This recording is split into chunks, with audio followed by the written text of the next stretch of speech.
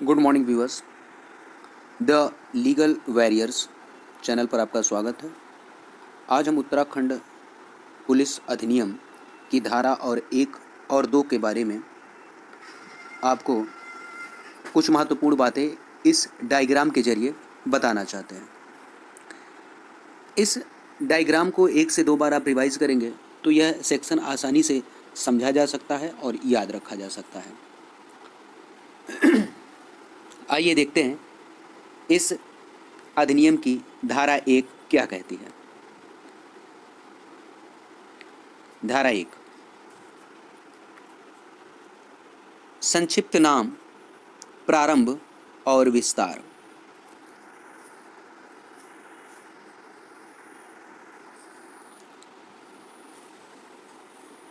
इस अधिनियम का संक्षिप्त नाम उत्तराखंड पुलिस अधिनियम 2007 है और इसका प्रारंभ 17 मार्च 2008 को हुआ। विस्तार इसका कहाँ पर है तो ध्यान से देखिए। राजस्व पुलिस क्षेत्र को छोड़कर, राजस्व पुलिस क्षेत्र को छोड़कर बाकी समस्त उत्तराखंड राज्य पर और राज्य के बाहर तैनात राज्य पुलिस बल पर लागू होगा। बस राजस्व पुलिस क्षेत्र को छोड़कर, और राजस्व पुलिस क्षेत्र को सेक्शन 2U में परिभाषित किया गया है कि राजस्व पुलिस क्षेत्र किसे कहते हैं। आइए एक बार इसको फिर से पढ़ लें कि इसका जो विस्तार है यह समस्त उत्तराखंड राज्य पर है और राज्य के बाहर जहां पर राज्य पुलिस बल तैनात है वहां पर भी है। बस एक ही जगह लागू नहीं होता है। वो जगह कौन सी है? राजस्व पुलिस क्षेत्र। राजस्व पुलिस क्षेत्रों पर यह लागू नहीं होता है, किंतु समस्त उत्तराखंड राज्य और राज्य के बाहर तैनात राज्य पुलिस बल पर लागू होता है। और जैसा कि हम जानते हैं कि राजस्व पुलिस क्षेत्र को धारा 2U में परिभाषित किया गया है।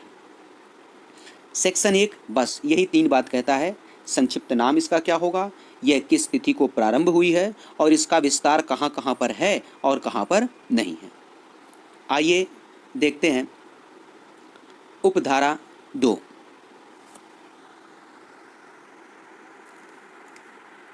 देखिए उपधारा 2 ये जो है इसमें कुल A से लेकर के Z तक, 2A से लेकर के 2Z तक जो है पदों को परिभाषित किया गया। और जैसा कि हम लोग जानते हैं कि A से लेकर Z तक कुल 26 अल्फ़ाबेट हैं, तो 26 शब्दों को यहाँ परिभाषित किया गया है और 3 अतिरिक्त हैं, ZA, ZB और ZC। इस प्रकार 26 और 3 29 शब्दों की परिभाषा इस सेक्शन 2 में दी गई है। सेक्शन 2 परिभाषा खंड है जिसमें 26 और 3 29 शब्दों को परिभाषित किया गया है। अब देखते हैं 2A में क्या है, 2B में क्या है, 2C में क्या है, क्रम से क्या क्या है। अच्छा, एक चीज और देख लें। सेक्शन 2 के एकदम लास्ट में एक टिप्पणी दिया हुआ है, ZC के नीचे एक टिप्पणी दिया है। वह टिप्पणी कहती है कि जिन शब्दों को ये टिप्पणी है, जिन शब्दों को इस संहिता में प्रयोग तो किया गया है किंतु उनकी परिभाषा इसमें नहीं दी गई है, तो उसकी परिभाषा हम CRPC से ले लेंगे, IPC से ले लेंगे। यानी हम परिभाषा CRPC से और IPC से इंपोर्ट कर लेंगे।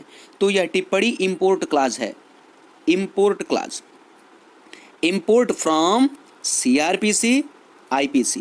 जिन शब्दों को इस संहिता में प्रयोग तो किया गया है किंतु परिभाषित नहीं किया गया है, तो उनकी जो है परिभाषा हम CRPC से ले लेंगे और IPC से ले लेंगे। आइए अब पढ़ते हैं 2A से लेकर के ZC तक किस शब्द को परिभाषित किया गया है। अगर सेक्शन 2 आप तैयार कर लेते हैं तो आपका जो है इस डिफिनीशन क्लास से 2 से 3 नंबर का क्वेश्चन सिक्योर हो जाएगा। आइए देखते हैं 2A में क्या है। 2A में एक्ट को परिभाषित किया गया है। A में एक्ट है और B में पशु है, कैटल। B में पशु है और पशु में 10 पशु आते हैं, मैंने सामने लिख दिया है 10 पशु आते हैं। कौन है? हाथी, घोड़ा, नहीं, हाथी, ऊंट, घोड़ा, गधा, खच्चर, गाय, भैंस, भेड़, बकरी और सूअर। ये 10 हैं। इनको याद कर लीजिए फिंगर पर अपने जो है 10 जानवरों के नाम लिखे हुए हैं। तो 2b में पशु शब्द को परिभाषित किया गया है और पशु में ये 10 पशु आते हैं। इन 10 को तैयार कर लीजिए। पूछ सकता है कि पशु में कौन कौन आते हैं, तो 3 आएंगे, एक कोई ऐसा दे देगा जो इन 10 के बाहर हो। तो अगर इन 10 के नाम आप तैयार रखे हैं तो 1 नंबर आपका सिक्योर हो जाएगा। हाथी, ऊंट, घोड़ा, गधा, खच्चर, भेड़, बकरी, गाय, भैंस और सूअर, ये 10 हैं। आइए अब देखते हैं सी में क्या है। सी में है मुख्य सचिव। मुख्य सचिव याद करने के लिए देखिए चीफ सेक्रेटरी, तो चीफ का पहला लेटर सी है और यहाँ पे इस चीफ को सी में परिभाषित किया गया है। तो सी में क्या है? Chief secretary. सी में चीफ सेक्रेटरी। अच्छा, डी को भी देखिए आसानी से याद रखा जा सकता है कि डी में क्या है? डिस्ट्रिक्ट, जिला। तो डी का देख लीजिए, यहाँ डिस्ट्रिक्ट का पहला लेटर है डी, तो डी में है जिला। डी में जिला है, डिस्ट्रिक्ट। और ई में है जिला मजिस्ट्रेट, एग्जीक्यूटिव मजिस्ट्रेट। याद रखिएगा ई में क्या है? एग्जीक्यूटिव मजिस्ट्रेट, जिसको हम जिला मजिस्ट्रेट कह रहे हैं यहाँ पे। तो जिला मजिस्ट्रेट की परिभाषा 2E में दिया गया है। एफ में क्या है? एफ में है डिविजनल कमिश्नर, मंडलायुक्त। एफ में है मंडलायुक्त, मंडलायुक्त एफ में है। और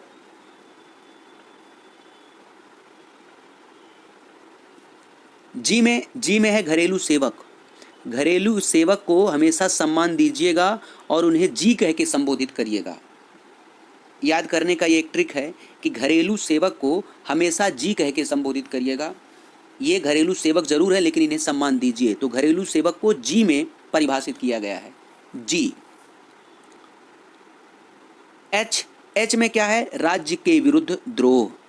राज्य के विरुद्ध द्रोह, अंग्रेजी में इसको इंसर्जेंसी कहते हैं, इंसर्जेंसी, जी। एच में क्या है? राज्य के विरुद्ध द्रोह, राज्य के विरुद्ध द्रोह एच में है। और आई में क्या है? आई को भी आसानी से याद रखा जा सकता है। आई में है आंतरिक सुरक्षा, और आंतरिक सुरक्षा को अंग्रेजी में इंटरनल सिक्योरिटी कहते हैं और इंटरनल का पहला लेटर है आई। तो इंटरनल सिक्योरिटी को कहाँ परिभाषित किया गया है? आई में। इंटरनल सिक्योरिटी को आई में परिभाषित किया गया है, जी। आइए जे में क्या है? जे में है युद्धमान गतिविधियां। युद्धमान गतिविधियां जे में हैं। मिलिटेंट एक्टिविटीज, मिलिटेंट एक्टिविटीज जे में परिभाषित किया गया है। जे में है युद्धमान गतिविधियां, मिलिटेंट एक्टिविटीज। और के में नैतिक अधमता है। नैतिक अधमता के में है। अंग्रेजी में इसको मॉरल टर्पिट्यूड कहते हैं, मॉरल टर्पिट्यूड, जी। नैतिक अधमता, नैतिक अधमता को कहाँ परिभाषित किया गया है? के में। के में नैतिक अधमता को परिभाषित किया गया है।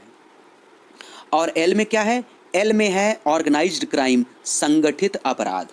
एल, जी। एल में क्या है? संगठित अपराध, ऑर्गेनाइज्ड क्राइम, संगठित अपराध एल में है, जी।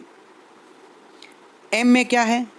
एम में है सार्वजनिक आमोद और सार्वजनिक मनोरंजन स्थल। सार्वजनिक आमोद और सार्वजनिक मनोरंजन स्थल, और अंग्रेजी में इसको कहते हैं प्लेस ऑफ पब्लिक अम्यूजमेंट और पब्लिक एंटरटेनमेंट, जी। प्लेस ऑफ पब्लिक अम्यूजमेंट और पब्लिक एंटरटेनमेंट, इनको याद करने का सबसे अच्छा तरीका है, थोड़ा सा ध्यान दीजिए, एक ट्रिक से हम याद रखेंगे इसको। एम में क्या है? एम में है अम्यूजमेंट, अम्यूजमेंट। एम में है अम्यूजमेंट, मनोरंजन। तो सार्वजनिक आमोद और मनोरंजन स्थल, एम में है मनोरंजन। मनोरंजन शब्द को याद कर लीजिए, याद हो जाएगा बहुत आसानी से आपको।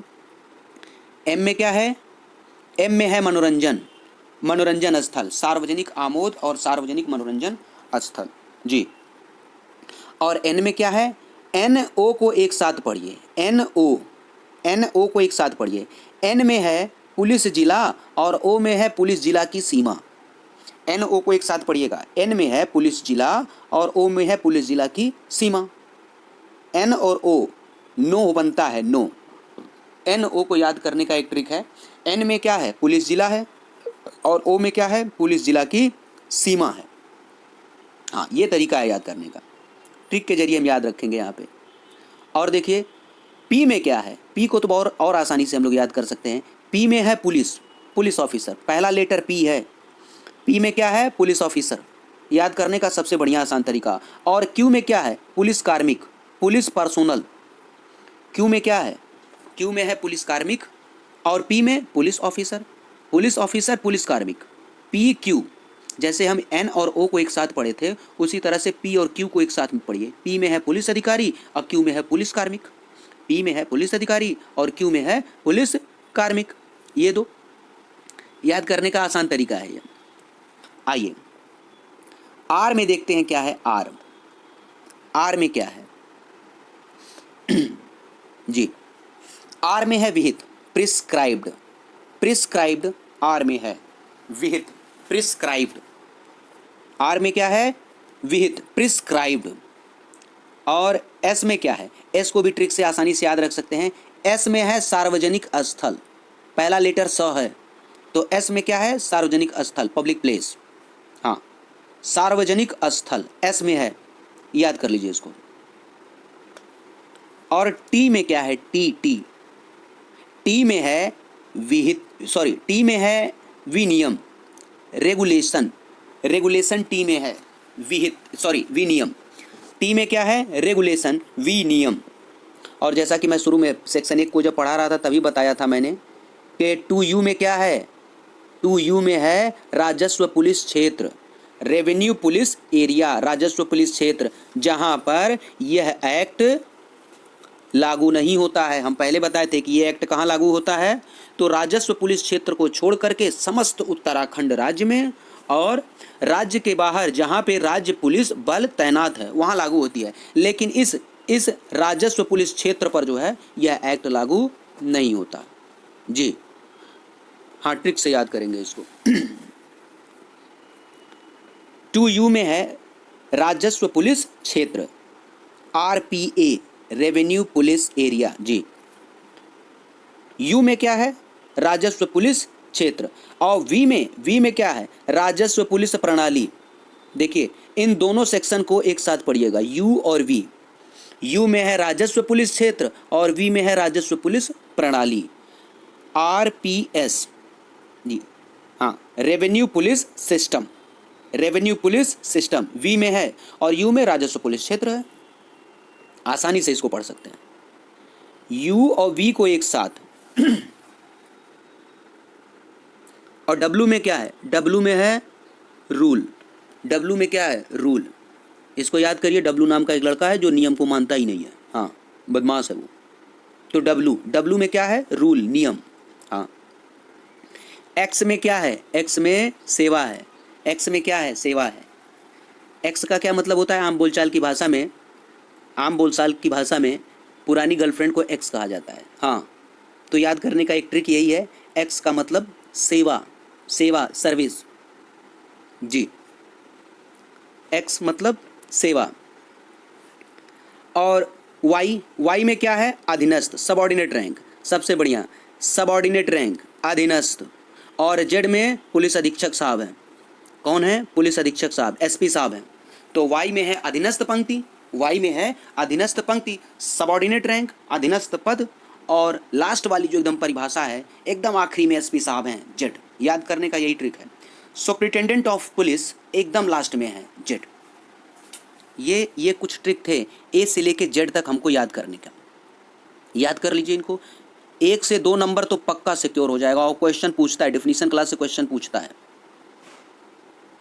आइए जेड के बाद जेड ए, जेड के बाद जेड ए, जेड बी और जेड सी, 3 शब्द और हैं जिन्हें पढ़ना है। 26 और 3, देखिए 26 इधर, 26 और 3 ये, अगर इनको हम जोड़ते हैं तो टोटल आता है 29। तो इस सेक्शन 2 में 29 पदों को परिभाषित किया गया है। 26 हम पढ़ चुके हैं और 3 अब पढ़ने जा रहे हैं। आइए देखते हैं शेष 3, जो कि हमने यहाँ इस घेरे में हमने नोट कर लिया है। ZA में है आतंकवादी गतिविधियाँ, और B में है पीड़ित, और ZC में क्या है? ZC में साक्षी है, विटनेस, साक्षी। ZA, ZB, ZC, इस 3 को अलग से याद कर लीजिए। ZA में है आतंकवादी गतिविधियाँ, और B में है पीड़ित, और ZC में है साक्षी, विटनेस। और टिप्पणी तो मैं शुरू में ही बता दिया था कि जिन शब्दों को इस अधिनियम में इस्तेमाल तो किया गया है, प्रयोग तो किया गया है, किंतु उनकी परिभाषा इस अधिनियम में नहीं दी गई है, तो उनकी परिभाषा हम इंपोर्ट कर लेंगे। कहाँ से? CRPC में से और IPC में से ले लेंगे। इंपोर्ट क्लाज है ये, टिप्पणी इंपोर्ट क्लाज है, इसको भी तैयार कर लीजिएगा। एग्जामिनर का मूड क्या है, कहाँ से प्रश्न पूछ सकता है, हम कोई एरिया नहीं छोड़ेंगे, एक एक कोने को भी बहुत बारीकी से पढ़ेंगे। तो ये वीडियो कुछ ट्रिक के आधार पर याद करने का एक तरीका था। उम्मीद है आपको ये वीडियो पसंद आया होगा और आपको जो है इससे काफ़ी लाभ मिलेगा।